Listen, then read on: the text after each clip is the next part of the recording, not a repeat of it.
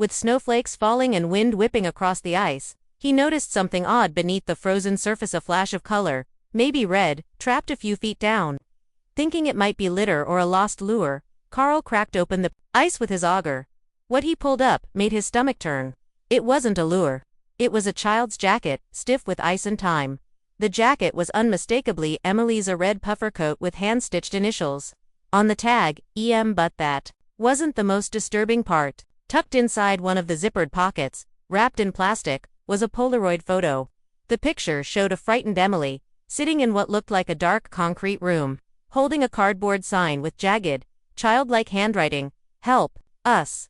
Her eyes were swollen, her lips cracked, and behind her, just out of focus, was what looked like a hand gripping her shoulder, but no face was visible. Carl immediately reported the discovery to the police. For the first time in months, the case was reopened. Investigators cordoned off the area and began drilling deeper into the ice. What they uncovered was more alarming than anyone could have predicted. Just beneath the southern edge of the lake was an old stormwater outlet, overgrown and iced shut. No one had ever searched that section. It had been overlooked, labeled non-essential terrain in the original maps. But now, it was at the center of a chilling new investigation. The storm drain led to a narrow tunnel system, dark, freezing, and half-flooded. Searchers had to crawl through parts of it, battling claustrophobia and pitch blackness. 40 feet in, they discovered what could only be described as a makeshift bunker, carved crudely into the earth and reinforced with scrap metal. Inside were 2 moldy sleeping bags, a few empty food cans, water bottles, and a camping lantern. On one wall, scratched into the concrete with what looked like a nail, were the words, "We're still here." But there was no one inside. No Rachel, no Emily. Just a haunting absence that felt more terrifying than any body ever could.